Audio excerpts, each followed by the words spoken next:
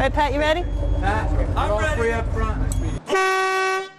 Kathy says getting a captain's license is a long and difficult process, but when she realized she'd have to do it if she wanted to realize her goal of giving back to the men and women who had given so much, she jumped in. She also started contacting veterans organizations, and there were plenty of takers once the trips were offered.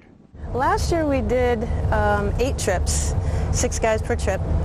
This year we've only done 4 so far, but the weather has kind of gotten in our way. Kathy has been using her father's fishing boat, which she also charters, and her own funds to cover the costs of these trips, which run into the hundreds of dollars per person.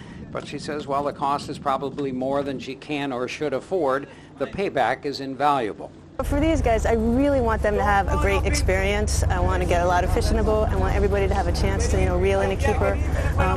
For guys who don't really want to fish, who just need a little break, I just want to let them get out on the water. Oftentimes they'll sit up with me on the bridge and they don't touch the pole the whole trip.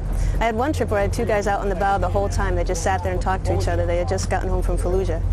And that's what they needed. They just wanted to sit out there and talk, so that's what they did. The point of the process is, of course, to catch fish, and the day we were out, the blues were hitting and the pace was pretty hectic there for a while, everyone intent on bringing in the big boys. Rafael Reyes, who served in Vietnam, was one of the first to land a keeper. So when you heard Kathy was doing this, what went through your mind? Oh, very good. It's great. In the beginning, I couldn't believe it, but it was true. It's fishing, of course, but also a chance for vets to get out on the water, smell the salt air, and have some time away from the cares and troubles on shore. Shot by a sniper on Baghdad City on my forearm. Eric Trinidad was awarded a Purple Heart after being injured in Iraq. He was surprised to find that the fishing was the real deal and not just standing on a pier with a pole, and he appreciates the opportunity. It was pretty awesome. A lot of people don't do that much thing for veterans these days. Just taking her own time and probably her own money for the gas and everything is. I feel honored as being her boat. So it's pretty awesome. Kathy would love to see the program expanded to other captains and other ports, but says the logistics are tough and the expense is substantial. With no experience in fundraising, she's hoping someone will step forward and give her a hand in setting up a nonprofit and soliciting donations. The folks on this trip said they do appreciate all she's done to give them this opportunity.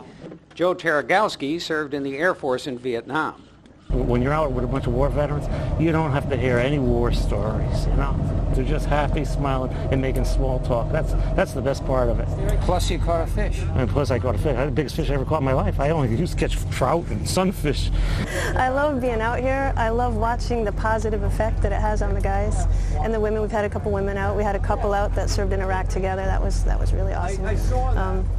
So for me, it's like I get to share something that I love, plus I get to see the positive effect that it has on other people. So it's a win-win for me.